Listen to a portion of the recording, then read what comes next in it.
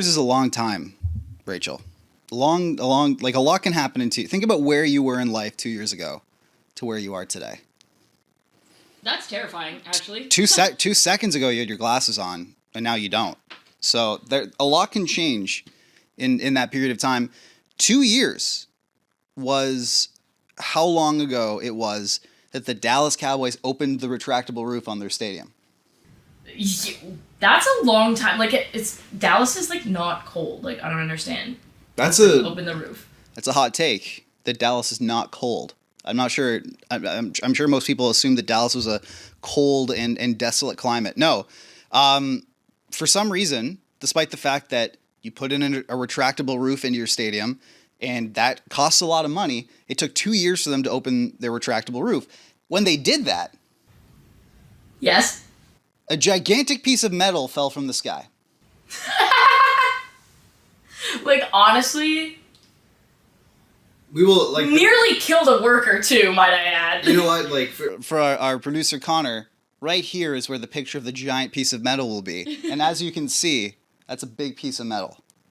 Like, honestly, if you're gonna open the roof, maybe do so in a fashion that won't kill one of your workers, potentially. Jerry Jones does not care about that. He does not care about worker safety. He cares about if it can make money. And apparently, the sky literally falling can make the Dallas Cowboys money. I mean, apparently so.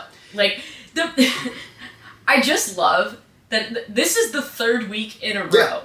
We've had to talk about the Dallas Cowboys in some off-field. Also, am I the only one that thinks that it's super weird that their owner and GM does a press conference after every game? Can you imagine? Anyone in hockey do it. Like, imagine Alex Morello did a press conference after every game his team played. I thought I was very clear, Rachel, that we were to not mention that man's name on the podcast anymore. now that he has been kicked out of the NHL ranks, I thought it was very clear in my contract that we're not mentioning that frickin' huckster scam artist. Okay, so imagine if Jeremy Jacobs... Like, literally imagine if any GM... Francesco Aquilini. not even like an owner, but like just imagine if any GM did a press conference after every game. Imagine Lou Lamoriello. He would literally stand there for 35 seconds and be like, all right, check please. Like, if Lou Lamoriello, wasn't legally obligated to speak to the media, he would never admit that he's even the GM of the team. Yeah. He would never even admit that he knows what the New York Islanders are. He'd be. You've never seen. Have you seen The Simpsons where they have the character Johnny Tightlips? Yes. Where he's just he's like, think of your mother. It's like, who says I have a mother? That kind of deeply thing. Lou Lamoriello. That's him. But just imagine. I mean, I guess owner GM, which is already a problem to begin with. Yeah. But any GM speaking after every single game is outrageous behavior, especially when your coach is already speaking. He shouldn't be, though. Mike McCarthy should not be in front of a mic at this point. Not that he said anything particularly egregious, but just anything he says at this point with how toxic that situation is, it will not go over well. Well, and even I saw the other day, Micah Parsons, who's the Cowboys' star defensive back, went on his own podcast and was trashing his coach. And I'm like, listen, I'm all for these players, having podcasts. The New Heights podcast is cool. I get it. But when it comes to your venting your frustrations mid-season and then you go out and play in the way that you do, I mean, that's kind of where I do subscribe to the Lou Lamoriello school of media, which is maybe just shut up. I used to be a big proponent, we talked about it with Connor Carrick and all that. I used to be a big proponent of I think it would be really cool if players were to have podcasts. I think as is the case with advanced stats and things, I have now almost done a 180 on that completely. I think that I'm very much at the point of shut up and play, because every week I see Draymond Green go on his podcast and say some ridiculous stuff, or Paul George Like, the thing... Paul George has a podcast? Oh, yeah. Did you not know that? See, I listen to... I don't listen to it. One, like, current player pod. It's obviously the New Heights podcast. I find that to be super funny and entertaining, and also, like, the vibes, it's fine. But other than that, no, absolutely not. I don't even listen to, like, player interviews because most of the time they're boring. But now it's just kind of like, it seems flat out like a distraction. Like, the fact that the Micah Parsons podcast thing was leading ESPN First Take the other day, and it was on the Pat McAfee show. The fact that Aaron Rodgers has a regular spot on the Pat McAfee show is outrageous. Jerry Jones has a regular, like... But he's not playing. It's still weird, but he's not No, but, playing.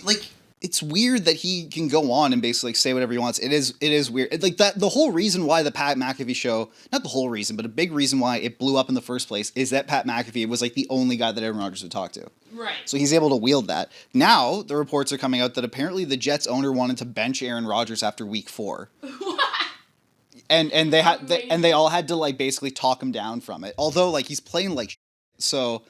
Who is their backup quarterback? Like Tim Boyle or something. Okay, so yeah. Like it's not good. It's not like it's a Russell Wilson, Justin Fields situation where like you have an actual quarterback there. But now, what really pisses me off now too, is the Cowboys, like, at this point, we obviously, because we talked about them for 3 straight weeks, and it's basically a segment on our show now. Like, what do the Cowboys do this week? What happened in Jerry World this week, kind of thing. It's crazy, but I literally took American Thanksgiving off of, like, I have a bunch of vacation days I have to burn before the year is over. And... Wait, your new job allows you to take vacation? Yeah, it was crazy, but I literally, like, have to take these. Like, well, then. So I've just been going crazy, but so one of them was I booked American Thanksgiving off because I'm like, I'm going to literally just sit at home and watch football by myself all day. It's going to be amazing. That is my dream, my dream scenario. However... And also, having the Dallas Cowboys play on Thanksgiving, it's a tradition. And usually, especially at this point of the season... I was supposed to be going to that game. Usually, at this point in the season, they're very good.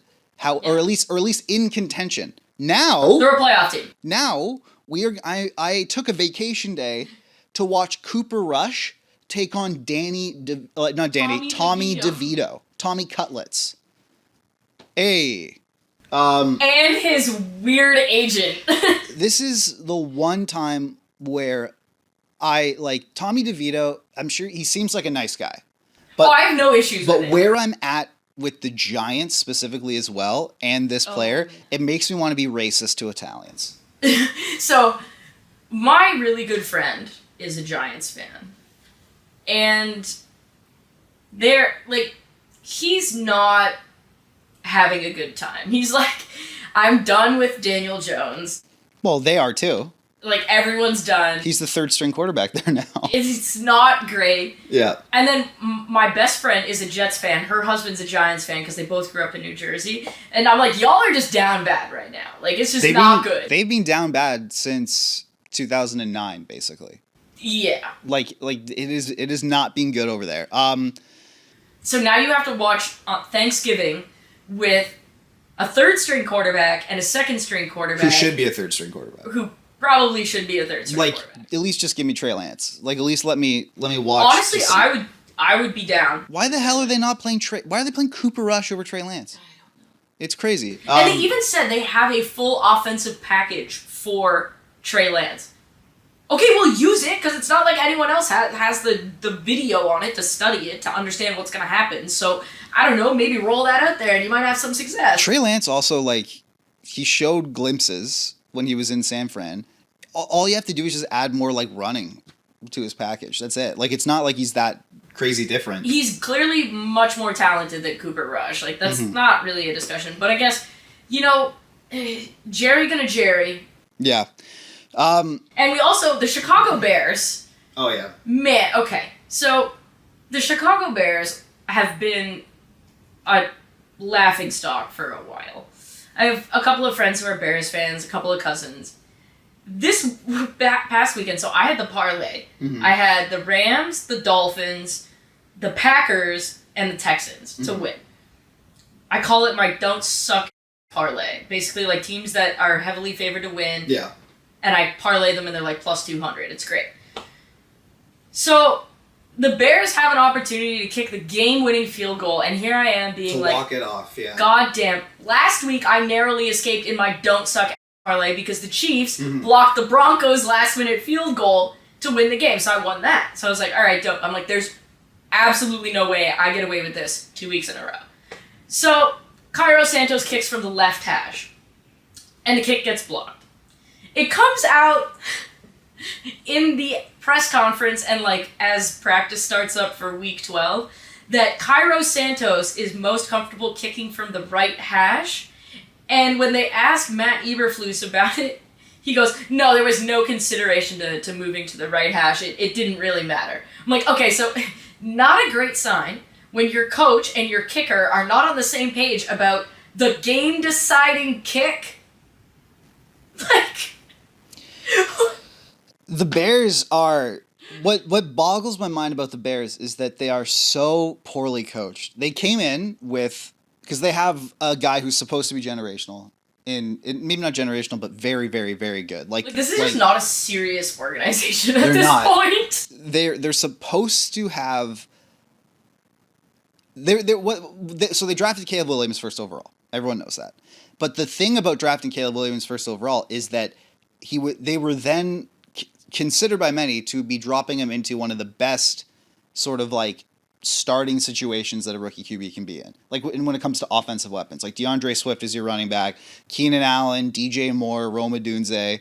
You know, like the offensive line is not great, but you should have some decent offensive weapons to throw to. Instead, they have you're right. The offensive line has been even worse than they could have imagined. And on top of that, Shane Waldron, who was fired, it was like a disaster from the get-go. I'm not sure if you've ever seen, I think it was Jackson Smith and Jigba. He was on like a radio show during Super Bowl week when everyone does media stuff. And he was asked about like, I can't even, it was like a local radio show. And they're like, so what do you think of Shane Waldron? Because he was the offensive coordinator for him in Seattle. And he's like, is this live? Like, it's like, all right. He was basically just like, have fun, like kind of thing. And it was a disaster from week one. A ringing endorsement. And everyone hates Matt Eberflus in that locker room. DJ Moore wants to kill him. Cairo Santos probably wants to kick him in the nuts now from the right hash. From the right hash. It's a disaster. There's just not a lot of... They remind me of the Jags. Like, because they got Trevor Lawrence, and they put him in an offense where there is zero margin for error. And he is... And on top of that, they have a... The fact that the Jags have had, like, any remote success at all is a tribute to Trevor Lawrence, and only to Trevor. Like, have you seen Mac Jones in that offense? Oh, yeah, it's nothing. I mean... I can't believe we ever believed in Mac Jones. He was a Pro Bowler at one point, eh? That's not crazy. Great. You know what? Nick Saban is doing a lot when it comes to making quarterbacks It's look good. crazy. Anyway, let's get into some hockey talk, Rachel, because the biggest and only real talk we'll have to get into here, I mean, it's all anyone can talk about, the Boston Bruins. Can we get a vibe check on them? Now, I personally am getting deep sexual pleasure out of watching the Boston Bruins collapse. Is this the year? This is the year. The Boston Bruins are an absolute disaster right now. The captain was fighting with the old coach. David Pastrnak is doing nothing. It seems like the years of their being able to overcome what seemed to be a lack of depth on paper, they are paying the piper now. They have incurred a debt, and they are now paying that debt. I feel like there's also... They had insane leadership for, like, the longest time, right? You went from Chara and Bergeron and Krejci to none of those players. And it's basically Brad Marchand. And, like, this is not a slight on Brad Marchand, but, like, I think he's a better secondary leader to a guy who's, like, the true... Yeah, definitely. And Bergeron and Chara are arguably two of the best captains of the last 20 years. Mm-hmm. Certainly two of the best Bruins captains of all time. And so I think, first of all, Boston's power play right now is 11%. Hey, that was... I'm sorry, if you have David Pastrnak on your power play and Charlie McAvoy... That's true. That, like... But then, like, who else, man? You look at that Boston every year. Finally, it has happened where I look at ever since Bergeron retired, and even when Bergeron was there, Yeah, like our I look centers at are Charlie Coyle and Pavel Zacha, and like, don't get me wrong, everyone knows like I like Pav, like we work together in New Jersey. I have time for Charlie Coyle, but if those are your top two centers, we got a problem, man. Yeah, it's not good. Like they've really been struggling, and so Jim Montgomery was as sacrificial of a lamb as there is, because this is not on him. Similar, I feel like very similar to Mike Sullivan. He's going to be out of work as long as he wants to be out of work. Like, Jim Montgomery is a good coach. He coached the team to the best regular season in NHL history. The NHL's been around for, I believe, 111 years. Is that good? 107 years. That seems pretty good. Yes. Yeah, 107 years. Like, it's very good. And this Think about how many people this summer would have been like, I'd hire Jim Montgomery if he was available. Oh, absolutely. I'd hire Mike Sullivan if he was available. At what point does the blame go somewhere else other than the coach? Like Cam Neely and Don Sweeney. Because I feel like Cam Neely is probably where we ought to start. Yes. Actually, let's maybe go a little bit higher than that. Well, Jeremy Jacobs. He's nothing, he's not going to fire himself. But Cam Neely. But, let's not pretend that that's not in the equation. Yes. But Don Sweeney and Cam Neely, they've managed to duck some huge glaring mistakes. And one of their centers as well is Elias Lindholm. However, they gave a guy 7 years who cannot drive his own line. So Lindholm and Zadorov contracts are not looking fantastic they have managed to escape criticism for some really bad blunders because they have high-end talent that's able to sort of overachieve. But if we go back, what's one of the quintessential memes of hockey online discourse? It's, oh shit, the Bruins could draft, Kyle Connor, Matt Barzal, and Connor Shillington here. Oliver Shillington. Connor Shillington. Oliver Shillington. And instead, they drafted Zach Senyshyn, Jake DeBrusk, and Jacob Zboril. One NHL player.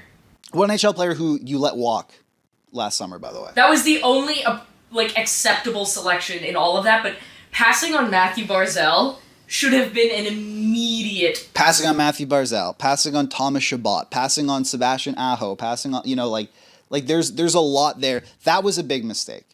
There being other, trading your first for Tyler Bertuzzi. He played well in the playoffs, but to get bounced by the Florida Panthers in the first round and blowing a 3-1 series. Trading Taylor Hall for literally nothing. Basically hand capping yourself with leverage on your goaltending situation. I was gonna say, what about we just talked about that last Omar? week. Yeah. We talked about that last week, where it's you basically kneecapped yourself. You took away all of your leverage, because everyone knew you had to do something. They basically locked themselves in a room and then wondered why they couldn't get out. We are locking ourselves in this room. We know that once the door closes, we're going to be locked in here and not going to be able to get out. And then the door closed, and they were like, "Oh no, we can't get out!" It boggles my mind. And on top of that, too, again, they've been able to skirt some criticism for things, or at least long-lasting criticism for things, because of the leadership and the high-end talent that they had. Mitchell Miller. I was going to say, we didn't even bring up Mitchell Miller. I was in the locker room the next day when after the Mitchell Miller signing, A happened, and then B less than 24 hours later got erased. Patrice Bergeron was absolutely. Exactly. Also, don't underestimate the loss of Nick Foligno in that dressing room. I was going to say, I talked to Patrice Bergeron, Brad Marchand, Nick Foligno in that room. The next day to ask them about the Mitchell Miller signing and if they're okay with it, and they were all. They stood there and they answered the questions, and they did it in the perfect no notes kind of way you should have. But that was an unnecessary distraction. That was an unnecessary thing to put on the organization, and it's something that everyone just immediately forgot about because the Bruins then went on to have the best NHL season in history, and also because their leaders took over that, because their leaders were able to sweep Like they sweep the negativity under the rug. They don't have those guys anymore.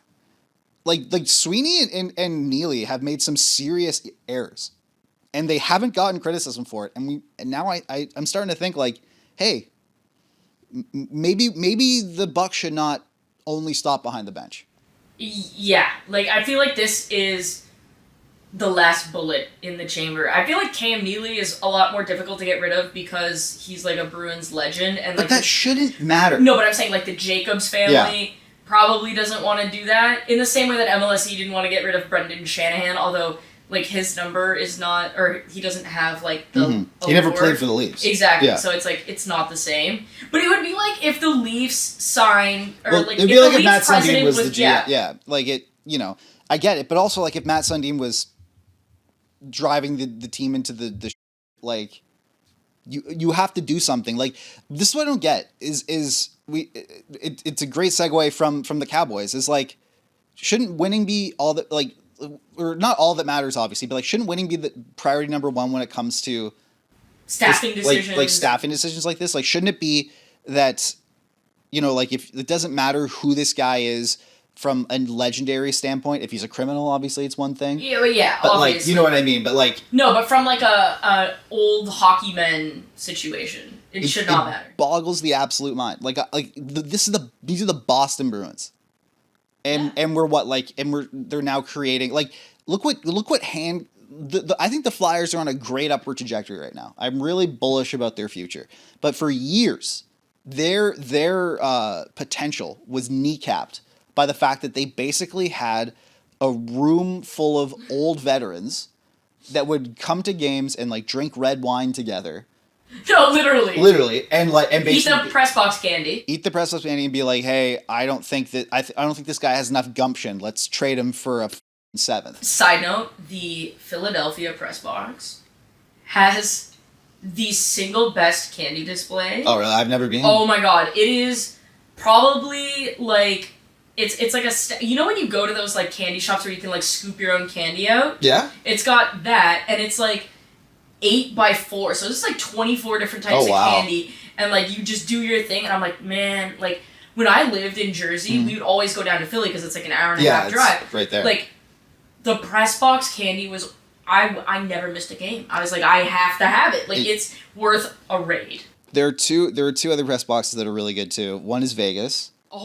They have a great candy selection there, and the other one is Florida because they have they have like an actual like buffet up there. Like they'll give you a meal, like you have to pay for it. Although I didn't have to pay for it during the Cup final, but like they'll give you a meal in like the media room or whatever downstairs. But then in the press box they'll have like some sliders or something up there. Like it's like that is top notch.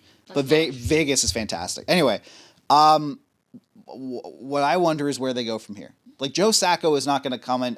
Then again, who knows, man? Anything can happen. Like, there have been so many coaches where I look at them and I go, there's nothing behind those eyes. They're special teams. They're dead last on the power play. They're 25th on the penalty kill. That's not going to cut Jeremy Swayman has not been good at all this year. And yet, not even remotely close to the biggest problem. No. So what is their biggest problem in your eyes? Oh, they're special teams. Yeah. For one, they're the anti-Winnipeg Jets at this point. But the other thing is, I went and looked and started comparing like the underlying numbers: expected goals for, percentage, Corsi for, Fenwick for, actual goals for, like per 60, things like that. Do you want to know what neighborhood they're living in right now? Jane and Finch. Okay. They're living in the Anaheim Ducks, Chicago Blackhawks, Nashville Predators neighborhood. Can we also talk about, first of all, Predators, hilarious that they're still there. But can we talk about the fact, why is Anaheim still there? I don't know. Are they ever going to take a step? I think maybe this is a topic for next week. Trevor Zegras looks... Did the TikTok girl, like, ruin him? Dixie D'Amelio, yeah. Did she ruin him? Because he looks perpetually like someone killed his dog. Let's not blame women. No, I'm saying that relationship, like, has it become such a distraction that it's, like, totally messed with him? I just think he doesn't like it there. I also think they have a horrible coach, Greg Cronin. I also think they lack leadership. If you think about who used to be there, Getzlav, Perry, Niedermeyer, Pronger, like, those guys. Now you have a bunch of young guys with sassy personalities. Cutter Gauthier. Yeah, well, Cutter Trevor Gauthier. Zegras. Yeah. Like, Leo Carlson seems pretty normal. Olin Zellweger. like, you have a bunch of young guys. Who's leading them right now? Cam Radko Fowler? Radko Gudas. Apparently John Alex Killorn is, like, completely checked out. Well, yeah, he took his money. He took the bet. They need, like, an actual leader. Like, Foligno would be perfect there. Bring somebody in at the deadline. Maybe, like, teams want to move off, like, a contract. They want to unload, like, whatever, to gear up to get that cap space. Bring in a savvy veteran that can mentor these kids. Because right now, the kids are running the daycare. And that's really not a great thing. You got pixie sticks all over the place. You got freezies for lunch. You know who's a really good locker room guy that people just love talking about all the time? Mitchell Marner. Okay. Well, I mean, Zach Bogosian can't stop going on radio and talking about how great of a locker room guy he is. I think he's the perfect guy for Anaheim. Yeah, here's the thing, though. His agent's running around telling people he's just walking them to free agency, because that'll go well, so. Anyway. But yeah, like, Anaheim, maybe that's next week. Yeah, we'll talk about Anaheim next week. But no, you know what? I'll save it to next week, because there's a lot of stuff about Greg Cronin I want to talk about. But anyway. Yeah, like, the Bruins are living in the Ducks, Blackhawks, Predators neighborhood. Any team that is as up against the cap as they are, any team that signed the contracts that they signed, any team that has... Charlie McAvoy, David Pastrnak, and Jeremy Swayman. And, like, Brad Marchand, Hampus Lindholm, you signed Nikita Zadorov. He has not been very good this year. No, he's not, but, like, Elias Lindholm, like, you have... Also not been very good this year. But, like, there's a lot of money in those guys, and they were expected to do a lot, and they're big-name brands. Like, and they're not performing. But I think all of this is papered over if Jeremy Swayman is... Well, maybe don't screw up the contract and have him in camp. And whose fault is that? It's not Jim Montgomery. No, it's not Jeremy Swayman's either. No, it's Cam Neely and Don Sweeney. And on top of that, like... They literally shanked him in the media, too. They like, negged him. Yeah. And we also know that they had a particularly prickly arbitration the year before that set this off on a bad foot to begin with. There's an Amazon documentary where he says, like, I wrote down everything they said about me in that arbitration meeting. Like, you look at this as a relationship, right? Can you imagine, like, you're dating someone? Relationship advice, let's go. Relationship advice. We're going to do Jeremy Swayman of the Boston Bruins. There we go. And let's play. How healthy of a relationship it is if you write down everything your partner has ever said to slight you. That seems like something my sister would do. That 100% seems like something your sister would do. But also, like... But that's also, like...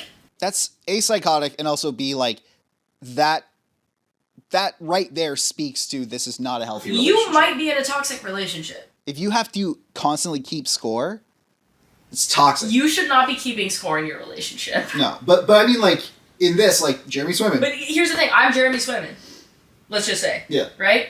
I'm writing everything down because, that's how I do.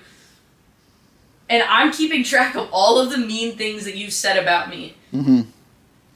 And you're keeping track of God knows what. But, like, then you decide that you're going to go out to your Dangle Navy, like, hangout, whatever, and tell them all of the terrible crap. Yeah. About me. Like, of course I'm going to be mad. So if I'm Jeremy Swayman and Cam Neely goes out in front of the media and starts spewing out all of our dirty laundry. If you just start tweeting it out, basically. Like, it's... Yeah. Yeah. Like, it's great. Like, I'm thinking about this. I'm like, okay, like, if I'm in a relationship and my boyfriend decides he's going to start airing our dirty laundry out to, like... It's not even to his friends. It's, like... The pub, like, on Twitter. If you're on TikTok. You're allowed to talk to your friends about... Like, okay, for example, there has been a TikToker... I think her name is Molly Rudder, and she's been going on dates and then reviewing them, like, right after. And, like, That's kind of funny. And the guys will be like, what the f-? Like, they'll like, open their TikTok and be like, hey, I just went on a date with...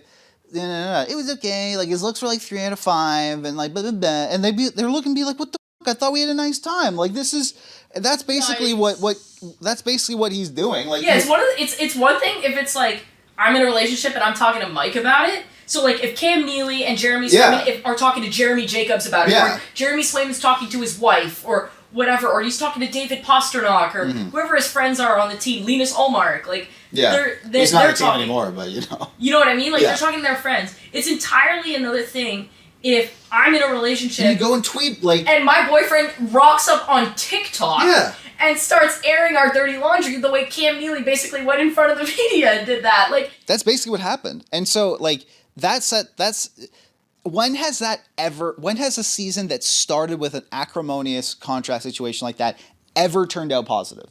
Like, think about in recent memory, the William Nylander situation. Leafs sucked that year. Like they made the playoffs, got bounced in the first round. The Mitch Marner situation got bounced in the qualifying round. Literally the qualifier. Like, didn't even make the first round. I think even Stamkos last year, they got bounced in the first round. You know, like Tampa. You know, any time that a season has started with like an acrimonious contract situation, even like the Sens and Shane Pinto, if we even want to go that. Oh yeah, it was a hot mess. It was like the regime got cleared out basically. Like it is the never Rangers worked. This year. Yeah, with Shesterkin. Exactly. That is like a ticking time bomb. It has never worked out well, and so by them not figuring that situation out before the summer is so long, Rachel. It is so long. The Bruins got bounced in the second round last year. It is the summer. They had 4 months. That is so much sort time. Their house. That is like think about like the summer lasts forever. And when training camp rolls around, it feels like you haven't seen hockey for years. And they still they took all of that time to posture and to probably make underwhelming offers. They didn't do anything. And then they get to training camp and they're like, why isn't he taking our offer? And then instead of keeping things behind closed doors, this is the end of Bruins culture. Like we're not talking about that anymore. I feel like it's gone. It died now. Basically when Bergeron It's done now. It's done now. Like all of the stuff that they've been talking about, like not even the Leafs are this messy. Not even I was gonna say not even the Cowboys. The Cowboys are definitely messier than this. But to be honest, they're not as messy as the Coyotes were though. No. Nobody's that messy. I don't even know what you're talking about. Who are the Coyotes? That team doesn't exist to me. And it doesn't exist in the eyes of the league. Anyway, I'm also sad. I'm very sad right now. Because stuff? Alex Ovechkin. Oh yeah. Got hurt. I thought you were just making a statement. I'm like, no, that sucks. What do you want me to do about it? I actually don't care. We're just having a conversation like, oh, by the way, I'm sad. Oh, okay. No, the Bruins culture is coming to an end, and that's been a staple of our growing up, right? Mm-hmm. Alex Ovechkin being healthy has also been a staple. Oh yeah, he's barely missed any time ever. Our growing up. And now he's week to week because Jack McBain decided to knee him. So everyone's like, Jack. Out. Did the spirit of Wayne Gretzky inhabit Jack McBain and possess him to go in Tanya Harding? He did basically Tanya Harding him. Yeah. And people were like, why was Tom Wilson fighting Jack McBain? I'm like, what do you mean? Why? It's That's literally the whole reason why he's there. Ovechkin. Also, if he didn't fight Jack McBain, we'd all be like, what are we paying you for? People are like, it was a clean hit. We no, shouldn't have fighting. I'm like, first of all, who said that? Not a clean hit. No one said that. But B, I get it where it's if a guy gets blown up, sometimes the fight is not necessary if it's a clean hit. We're talking about Alexander Ovechkin here. Mm-hmm. The moment he gets hurt, whether it's clean, dirty, or otherwise, whatever, someone's answering for it. That's just how it is. It's the greatest goal scorer of all time. If you breathe incorrectly, Tom Wilson is probably going to fight you. Yeah. And just be happy he didn't elbow him in the head at this point. Yes. But what boggles my mind is that I'm not sure if you've seen, and I'm not talking to you specifically, but I'm talking to the listeners in this. I'm not sure if you've seen Alex Ovechkin play recently, but he does not move beyond maybe 10 miles per hour at any moment in the game. There was this clip. It's my favorite clip. There's 2 minutes left in the game. They got to tie the game, and they did end up tying it. Alex Ovechkin stood at the blue line as everyone else was trying to break out. I counted. He took 8 strides in 1 minute and 40-something seconds. That's his thing now. And scored. Exactly. And so, this man literally says, I'm taking 8 strides. Yeah. And so, I just think, how can you get hurt if you're not moving at all? But it's not even the equivalent of, You know how, like, when you do a group project and you just show up and you're like, I got the A, like, Yeah. No, whatever. But he's the one scoring, so it's Yeah. like, you can't get mad at him for You it. can't even, Like, oh, but he's not doing anything else. No, you're right. He's just doing the most important part of it. Exactly. So it's like everyone did the research and he did, like, the actual presentation. Yeah. In the group project. He'll get better. It'll be fine. Like, he's... I don't think he's breaking the record this year now, though. At this point, no. 14 goals in 15 games is outrageous. Yeah. And it would have been great to see him break it this year. It's probably not going to happen. But hey, it just means that early next year. There you go. It's going to be so... We'll be heading into next season on OV watch. Yeah. Like, it's going to be so fun. Speaking of, like, dudes getting hurt... Oh, okay. We would be remiss if we did not talk about this. What? Ryan Reaves got suspended 5 games. Am I crazy for thinking that that's not enough? I gotta tell you, and I'm gonna be completely honest with you, Rachel, I don't care. About Ryan Reaves? Well, like, even just, I'm about judging suspension length. I don't give a shit. No, but it's... No, not the George Peros angle, because obviously... Yeah. But I saw some people saying, like, you gotta keep your head up, that's a clean hit. And then I saw other people saying, that's like 10, 15 games. I felt like there was... It's not 10 or 15 games. Way more of a... No, but there was way more of, like, a disagreement of, like, there's no way you can think that's a clean hit. It's not... Two things can be true at once. You have to keep your head up, and that's not a clean hit. He literally only hit his head. Yes. He didn't leave his feet, but the principal point of contact was the head. However, you're Darnell Nurse, and you're charging around your own net. You have to have your head up. Yeah. Like, what are you doing? So it's a sense of, like, if you jump out in the middle of the street and a car hits you, don't jump in the middle of the street. Like, the person is liable, and obviously, like, should be, should get some. I don't want to say charged, but, like, should get, like, points off their license or something like that because you hit someone with your car. But don't jump in the middle of the street. I got literally mowed down by a moped on the sidewalk the other day. Like, why are you... There's a bike lane. Okay, but, Rachel, that doesn't have anything to do with what I'm talking about. No, but, like, what I'm... No, I know what you mean. Like it's... But... Should I watch where I'm going? Yes. Should you be... No, but you no. The fault is not on you in this. You're on the fucking sidewalk. You're fine. I'm talking, like, if you were just, like, walking in the middle of the road in the middle of the night, with like an all black sweatsuit on. I hate those people. Like, I hate those people. And you get hit? Yeah, obviously, like, the guy should have his headlights on. The guy should be, like, you should be looking at everything, whatever. But also, like, don't fucking do that. Like, don't wear black and walk in the street in public. Like, don't put yourself in a situation where that can happen. So, two things can be true. Like, that was a dirty hit. And Ryan, I honestly think 5 games is kind of perfect for that. Like, honest to God, I do. Like, it's... I just think 5 games for the hit alone is fine. But the fact that he was a repeat offender, I thought there should have been a tax there for that. It maybe should have been, like, 7 based on, yes, like that's that. Kind of what I was thinking, 7 or 8. But I think based on, like, the precedent that they've set, although, like, this is again... No, but like, again, this is another, like, if you look at the longest suspensions handed out by George Peros, they're all Leafs.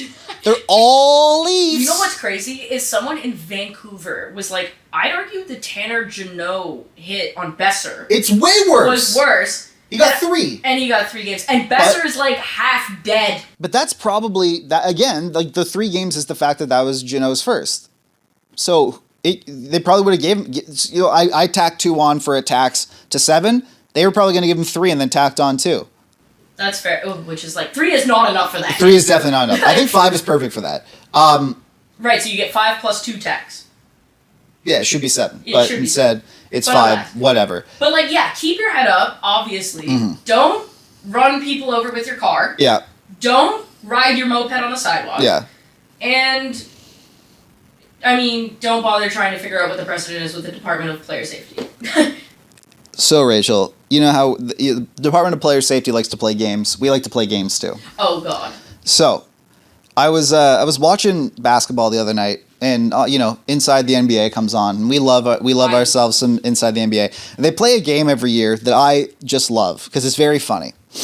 And I thought, instead of being creative and original, I would just completely copy this game for this podcast.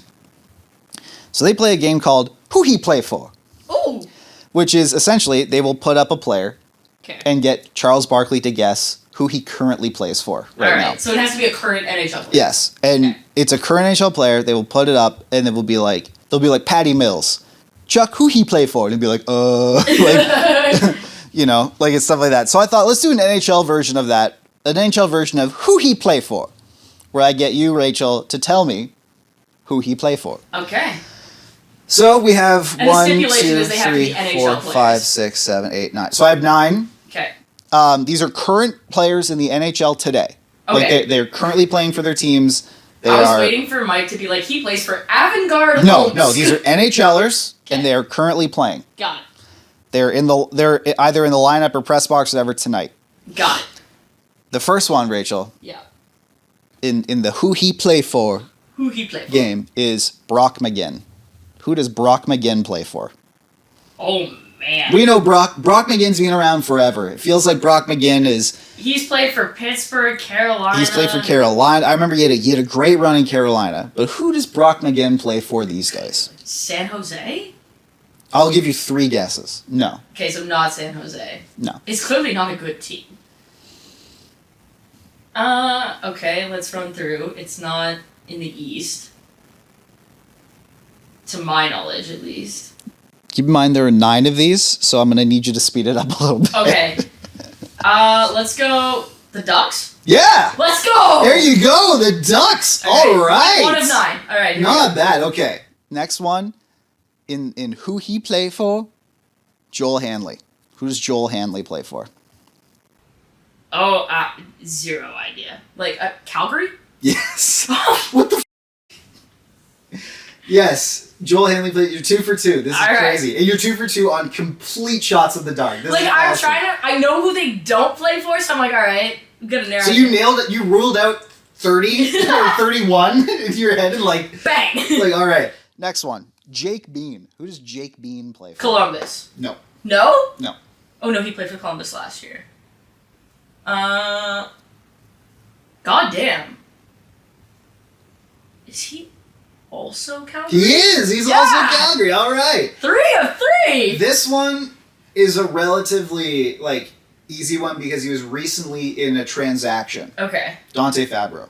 He plays for Columbus. Yes. Okay. Used to play for Nashville. Yes. Who does John Merrill play for? Oh, oh, it's not Utah. It's It's not Jersey anymore. No, I actually just saw his name too, so like I should know this. Minnesota? Yes. You're on the money. Like you're 5 for 5 right now. This is incredible. Psychotic behavior right This is now. ridiculous. Especially because the first 2 were like half court shots. Like they were like you're like I don't know. And you're like all right, there you go. Jack Johnson. Who's Jack Johnson? Columbus. Yes. Okay. Scott Wedgwood. Who he play for? Dallas. Nope. What? Nope. Scott Wedgwood does not play for Dallas. He's not their backup? Nope.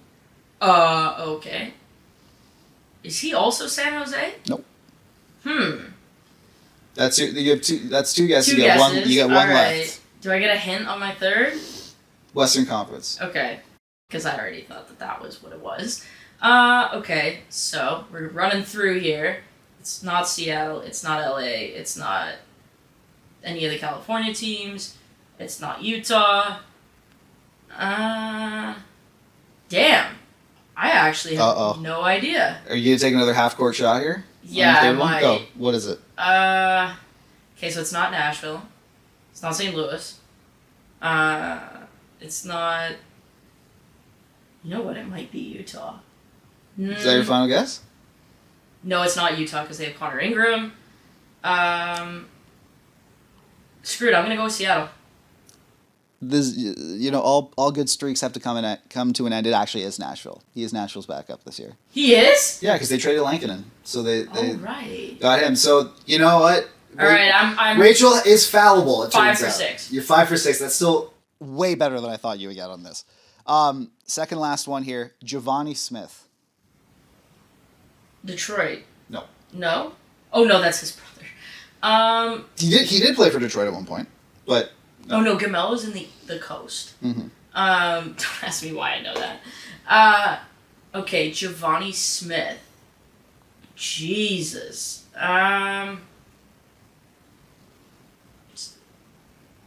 Tampa? Nope. No. So that's 2 guesses. You get one left. All right. Who he play for, Rachel? Okay, so he doesn't play in Canada. No, he doesn't play. I can tell you that. He doesn't play in He doesn't Canada. play in Canada. Doesn't play for the Rangers, doesn't play for the Devils, doesn't play for the Islanders. Western Conference as well. Yeah, okay. So, let's go with the Ducks. Unfortunately, you now have a losing streak because it is the San Jose Sharks. Shit, I was between the two of them. He actually signed with the Sharks after making the Cup final with the Panthers. I think he signed a 2-year deal. I remember Interesting. that. The last one, the final round, and who he play for. If Rachel can go, I think it's 7 of 9. 7 of 9. Alex Texier. Who does Alex Texier play for? Okay, it was Columbus. It was Columbus, but he went to like France or something. Yeah. He came he was back. playing in... Who he play for? Damn. Is he Kane? No, so that's one guess Okay. down. He's not a Kane. Not a Kane.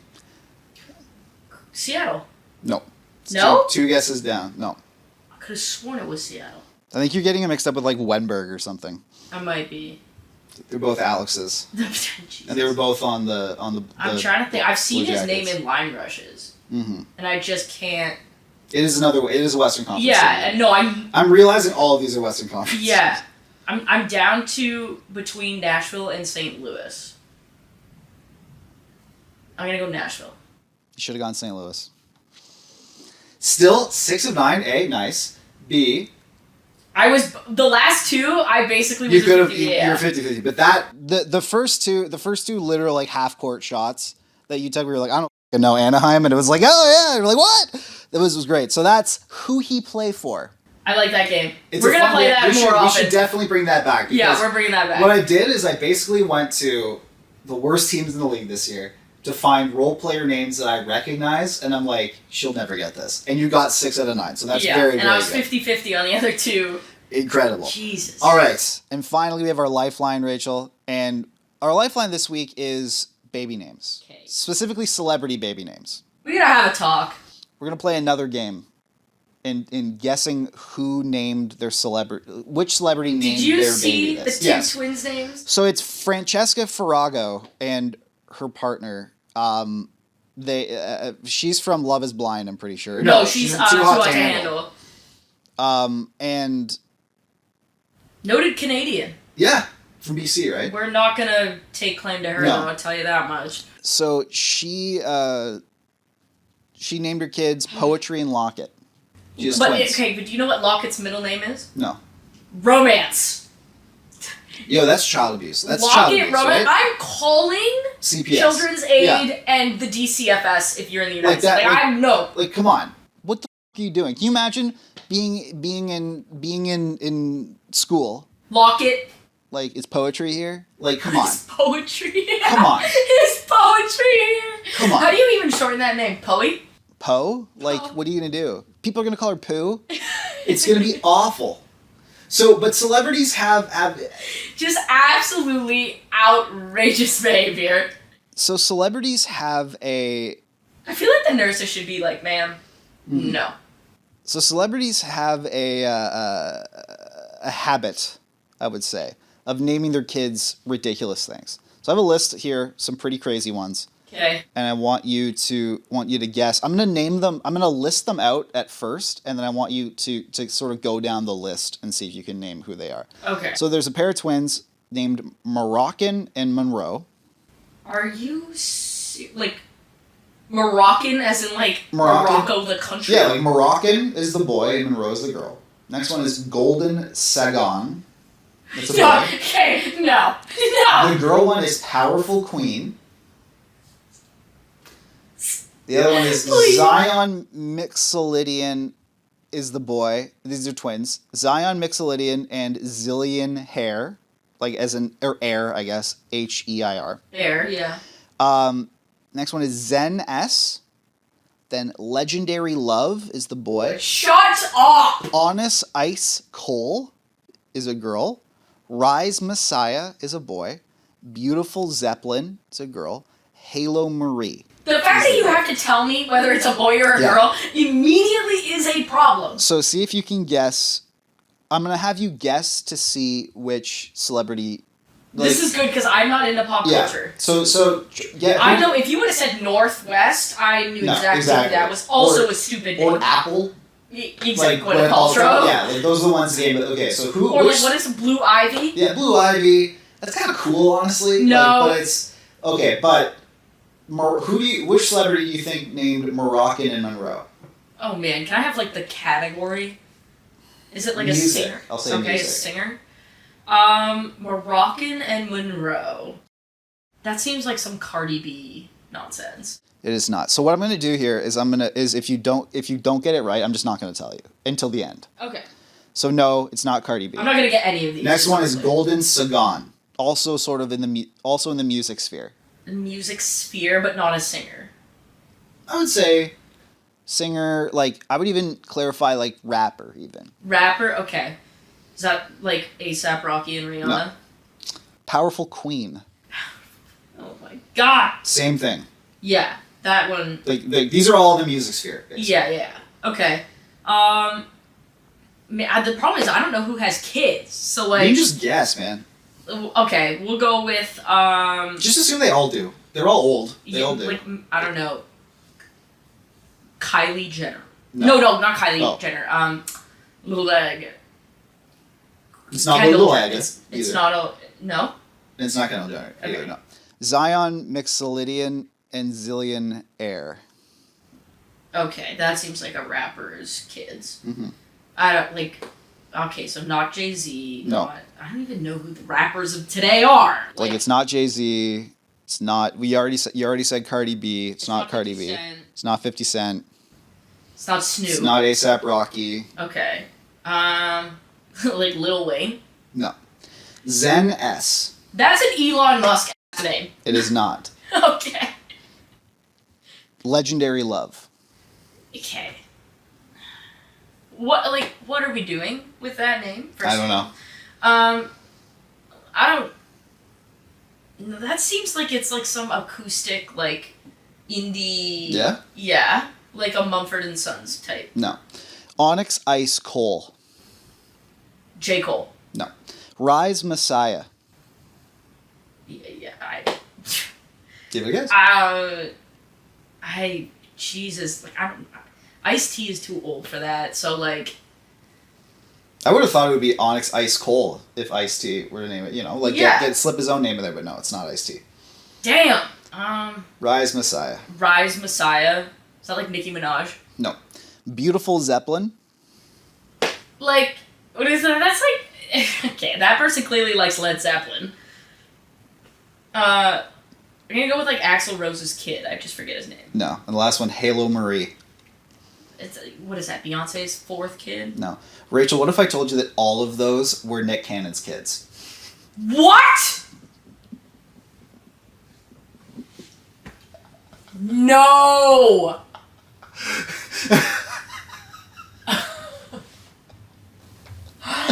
That's why I wasn't telling you right off the hop. What if I told you that every single one of those names was Nick Cannon's kid?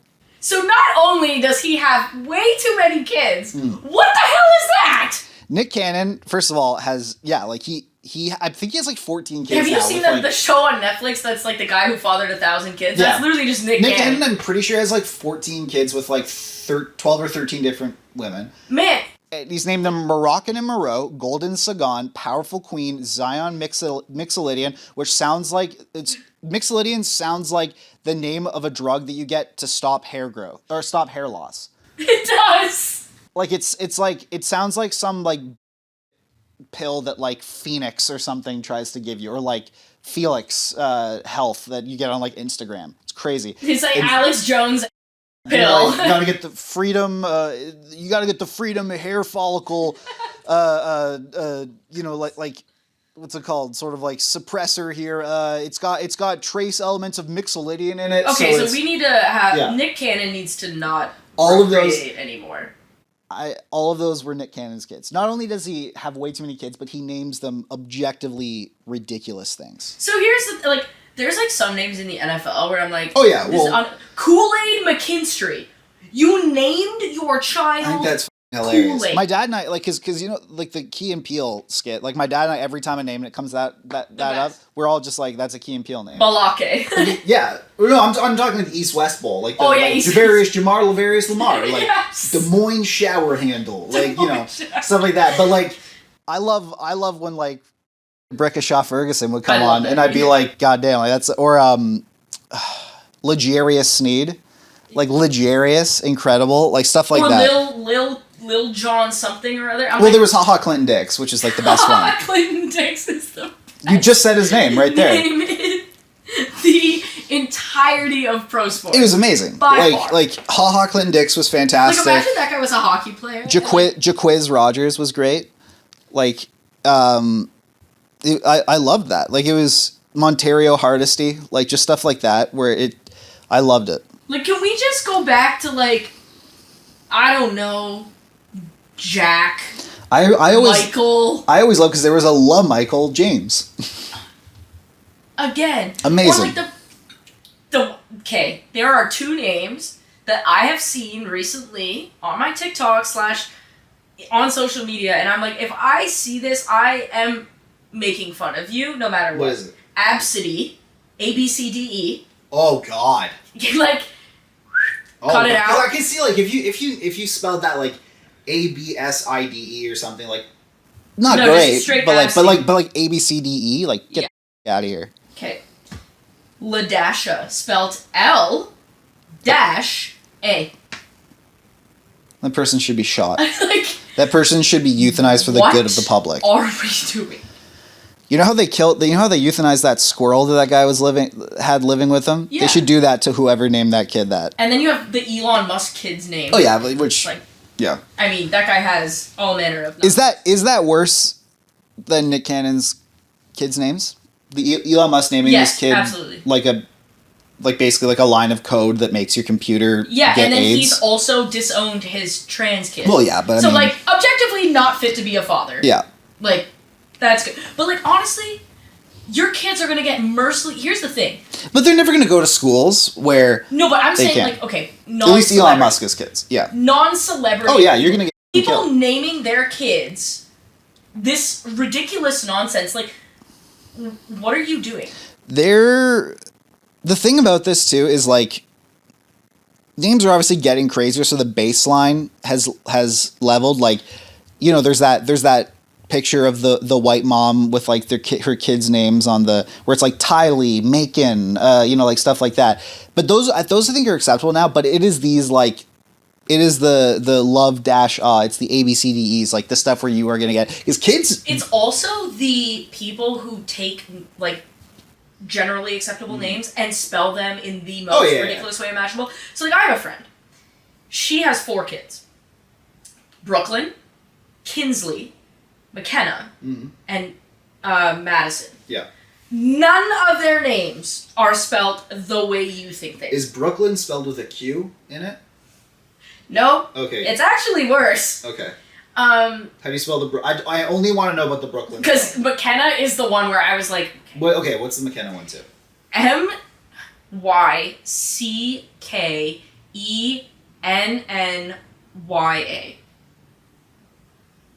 I'm like, alright. Okay. Oh my god. Like, what are we doing? Kinsley is like somewhat normal. KINSLIEY. Why? It's just like how the Hawk Tuah girl and it's Haley Welsh, but it's HALIEY. No. That's like, I hate when people spell my name with the extra A. It is RACHEL. There is no second A in there. The thing about my name is that by mixing up 2 letters, it turns me into a French person. Because Michel. MICHAEL is Michael, normal regular name, but I get a lot of by accident MICHEAL, which then turns me into French. Mikhail. And I would never. Like the other day because I'm doing Movember. How about the people that spell it MYCHEL? YCHAEL. No. I don't. Like, those people, to me, as a Michael, those are racist. You might as well call me a slur if you have that name. But, like, the other day, because I'm doing Movember right now, and the other day someone in my office said that my mustache makes me look French. It does. I know, but, like, you know who you kind of look like? I wanted to swing on that person. You know who you kind of look like? A younger, more attractive version of the chef in Ratatouille. And on that note, we're done. Donate to Jumpstart. I'm out of here. This is ridiculous. How absolutely dare you? How dare you? We've been friends for years. I am... How dare you say those things to my face? You son of a bitch. And on that note... Donate to Jumpstart, our charity of choice. Jumpstart helps economically disadvantaged kids. Unfortunately, not French ones. I'm kidding. They help every kid. Play team sports, which is a cause that's very important to Rachel and I's hearts. All of the links will be in the description below. So if you can donate, we very much urge you, because they are our charity of choice. And Rachel, I swear to God, if you ever say something like that to me again, I will quit this podcast on the spot. But thankfully, there will be a podcast next week, because I know Rachel is smart enough to never, ever say that to me again. And on that note, goodbye.